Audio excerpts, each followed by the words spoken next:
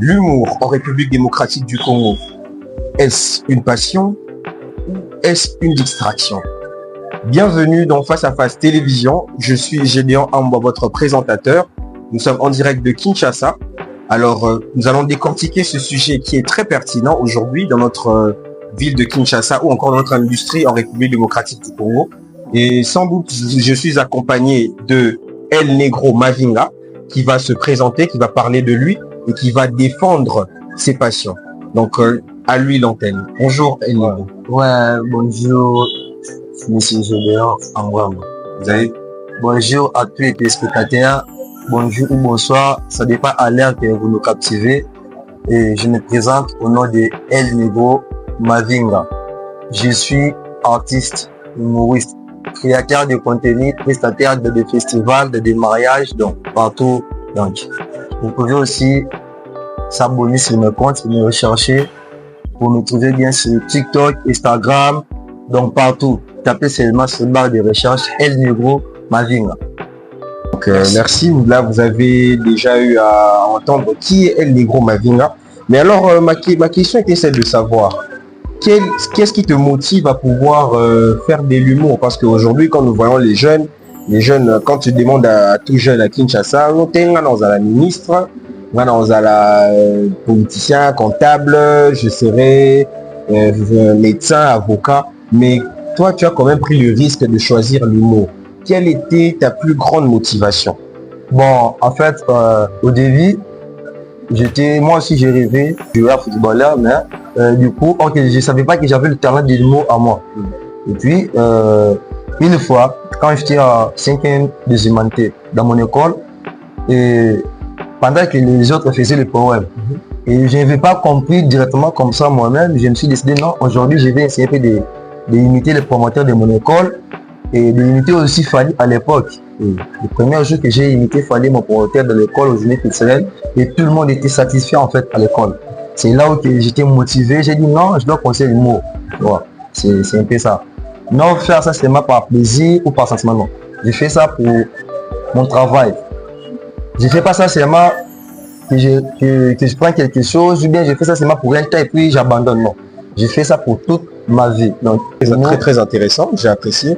Et ma prochaine question était celle de savoir, est-ce que en faisant l'humour, c'est pour représenter le pays ou bien un jour peut-être au Kanisi-Moilard, tu pars en Europe, tu pars à habiter, parce qu'aujourd'hui nous constatons dans les milieux de l'humour, aujourd'hui lorsque tu ne quittes pas le pays, on te traite de capi, donc tout le monde se dit chercher de la visibilité, avoir de l'argent, quoi qu'il en soit. Mais toi tu aimerais représenter le pays ou bien être effacé dans l'histoire comme les autres?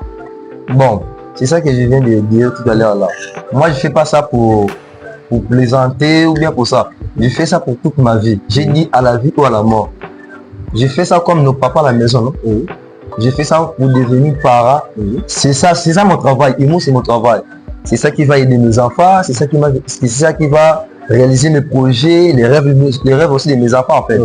C'est ça qui va nourrir ma famille et puis aider les orphelins, aider tout le monde. Non, je fais pas ça parce que je pars en Europe et j'abandonne non. C'est ma humour, là je peux faire même plus de 5 tours à l'humour.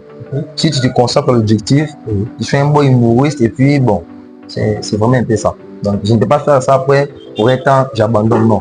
Donc je suis habitué de ça, c'est sur mon travail. Donc c'est un peu ça. En tout cas, c'est très intéressant, chers jeunes. Je vous conseillerais de prendre exemple sur El Negro parce qu'il n'a pas hésité à pouvoir s'accrocher à ses rêves et à ses passions. Parce qu'aujourd'hui, certains éteignent leurs rêves parce que les parents veulent qu'ils deviennent avocats, parce qu'ils deviennent ministres. Alors c'est ça que certains étouffent leur talent. Alors ma prochaine question était celle de savoir, est-ce que vous êtes régulièrement sollicité dans le marché de l'humour et tout ça? Ouais. On nous sollicite partout. Ouais, dans des shows, bon, les shows, beaucoup de gens ne vont pas comprendre. On nous sollicite dans des festivals, dans des accueils de niveau. C'est ce qu'on appelle, bon, c'est là, à quel niveau là, c'est l'université. Mais quand on fait des écoles, par exemple, les écoles, on appelle ça quoi? Journée culturelle, tout ça, voilà. Et non seulement des mariages, on peut aussi faire rigoler les gens, pourquoi pas. Donc, il y a des fêtes d'anniversaire, tout ça. Donc, on se cite partout, sauf dans il y a des deuils en fait. Mais partout là où il y a une manifestation, tout ça, voilà. Des pique-niques aussi, on peut en faire des mots. Partout. En tout cas, comme vous l'avez bien entendu, c'est très intéressant de rire parce que rire, c'est bon pour la santé. Parce que la vie, elle est déjà stressante. Si vous ne riez pas, alors c'est votre problème. Alors, ma prochaine question, c'est de savoir quelles sont les difficultés que vous rencontrez dans le game, quoi. Hein, la game et tout ça, là, dans l'industrie. Et l'industrie, bon, difficulté, bon, comme moi, ce que je vois souvent, c'est par rapport, excusez-moi pour les gens qui nous suivent, c'est par rapport à nos aînés. Exemple, on peut vous inviter dans un festival qui est seulement pour les humoristes, mais les grands qui sont avant nous. Au lieu de... Bon, par exemple, le producteur qui a organisé ce truc-là, il dit non, j'ai besoin de tous les humoristes ici à Kinshasa. Mais nos vieux qui sont avant nous, je ne vais pas citer les noms, parce que c'est un peu important. Donc déjà, comment on fait? C'est comme au tirage, non? Non, pas au tirage, comment je peux dire? On fait comment? Bon, comme les joueurs de Léopard, oui, choisir. Mais pourtant, le producteur a dit, il n'a pas besoin de choisir. Il a besoin de tout le monde. Mais lui, quand il part là-bas, il fait des trucs, donc, comment je peux dire? Il enlève quelques noms de personnes, il boycotte les gens, tu vois, c'est un peu ça. Il enlève d'autres gens, tu vois. Même si les producteurs avaient besoin de moi, il part sur les producteurs. Il diabolise les producteurs, il dit aux producteurs, non, et là, ce n'est pas des bons humoristes, tout ça. Et pourtant, nous, on ne sommes pas des formations, mais des bons humoristes. Partout on part, on fait rigoler des gens. Donc, c'est un peu ça. Et d'autres difficultés, c'est dans mon pays.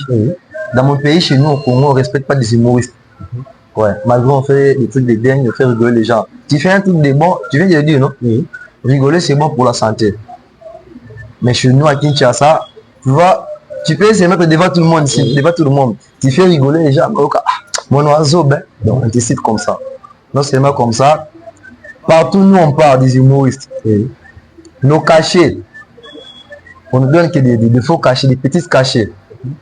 Mais quand même, on fait ici, c'est notre travail, c'est ça qui va nous... C'est ça qui va nourrir nos familles en fait. On a des familles, on a des trucs aussi à faire, des rêves aussi. Mais chez nous à Kinshasa, quand on voit un truc des humoristes, on les traite des trucs de dingue, donc un truc de fou comme ça. Pour même les produits, c'est tout un problème. Et en plus, à Kinshasa, je dois s'adresser au ministre de Culture, de nous aider à faire quoi? À créer des industries. Tu vois, des industries pour nous, non seulement des humoristes, des industries des artistes, quoi. De tous les artistes. Et c'est ça, humour, quoi encore? La musique, même quoi, les gens qui font des portraits, là, des dessinateurs, tout ça, voilà. De bien s'organiser pour que nous aussi, on se retrouve bien. Comme à Nigeria, comme on fait. Parce que chez nous, à Kinshasa, il n'y en a pas vraiment donc. C'est ça les difficultés que moi je vois. En tout cas, c'était très très intéressant. Alors, il s'est particulièrement adressé au ministre de la Culture et il y a aussi une institution FPC, Fonds pour la promotion de la culture. Alors nous voulons aussi que cette institution s'occupe de la culture dans notre pays. Parce qu'aujourd'hui, comme je l'ai répété régulièrement, nous sommes que dans les mêmes secteurs, médecine, économie, droit, mais nous voulons aussi promouvoir la culture congolaise parce que c'est ce qui fait notre image. Alors, la dernière question, quel est le conseil que tu peux prodiguer à ceux qui te suivent ou à ceux qui viennent aussi après toi dans l'humour ou bien à ceux qui t'ont déjà précédé dans l'humour, dans ceux qui ont été devant toi, ceux qui viennent et ceux qui veulent te suivre aussi? Bon, comme conseil, non seulement à ceux qui viennent après moi, même ceux qui ont commencé déjà avant moi, comme conseil. Bon, l'humour, c'est un travail. Moi, j'appelle ça, c'est ça mon travail. Ne faites pas l'humour pour avoir des visibilités ou bien pour attirer les filles. Parce qu'aujourd'hui, ici à Kinshasa, nous trouvons moi ça boit et cala. À cause du monde de l'humour, il a commencé par l'humour. Quand ici à sortir à l'humour, après la visibilité, c'est pour attirer les filles, pour prendre des tchèques, tout ça, voilà. Pour aller faire des bêtises, quoi. Ce n'est pas ça. Fais ça pour toute ta vie. Fais ça pour que tu deviens patron, pour que tu deviens capable de donner quelqu'un même $100. Donc, n'allez pas s'embrouiller, non, on a posé qu'à nous, game, on a l'axabani, on a la quartier qui a l'équipe, j'ai fait des grands stars, non. Fais ça pour toute ta vie. Donc, si tu vois que ta vie n'est pas ici à l'humour, allez même à l'IPC, allez étudier, allez même à l'IPN ou à ISTA. Donc, comme conseil, c'est un peu ça. Alors, merci beaucoup, c'était El Negro Mavinga. Mais comme on le dit si bien, les artistes, bazar bateau à bateau. Donc, il y a aussi l'espace dédicace. Donc, je vous laisse aussi le temps de saluer vos proches qui vous suivent, c'est très important. Ouais, merci beaucoup, monsieur Gédéon Amboa. C'est ça, non? Amboa. Amboa, monsieur Gédéon Amboa. Et puis, big dédicace à notre DG, les DG de cette chaîne, Fast TV, Adonai Mananga. Big dédicace à l'honorable Tadé Mamboula. Merci beaucoup. Big dédicace à mon grand frère propre, Diogo Michek et Yak Depinat. Big dédicace à mon frère KTT Business. Big dédicace à DG Joël Mampouya de Fedeco Excellence. Big dédicace à Christian Bongonda, le patron des maisons Chris Business na Baron. Et puis big dédicace à mon vieux Radi Bassa, grand frère Divine. Big dédicace à Sarah Tangachita. Moi, il y a Moubel Ndombe, ancien Diogo Nabiso. Et puis big dédicace à Kim Onya. Big dédicace à Divine Yapumwe. Big dédicace à Naomi Lofay, la coiffeuse. Big dédicace à Christian V. Ramazani Lina, Abed Lina, Grace Lina et puis Marthe Lina. Et puis big dédicace à Lissi Biomba. Donc moi ça me big dédicace encore à Marlov Krish, sans oublier ma grande sœur Aïcha Manzala. Moi ça Pembe. Et puis big dédicace à mon grand frère, monsieur le conseiller de l'honorable Lambert Mbende, Rodrigue Henry. Donc merci à vous, donc je vous aime beaucoup. Continuez de suivre Fast TV, meilleure chaîne. Donc merci beaucoup, c'était El Negro Mavinga sur notre plateau. Alors, on rappelle dans ce cas Boété. Donc premièrement, je tiens à remercier le directeur général Adonai Mananga d'avoir organisé tout ce que nous sommes en train de faire ici. Et je remercie aussi le beau cadre qui nous a reçu aujourd'hui, l'espace 4G, au rond-point Kipwanza, dans la commune de Kassavubu. Et je tiens aussi à remercier l'équipe technique, notamment Aizé, qui est très pertinent derrière la caméra.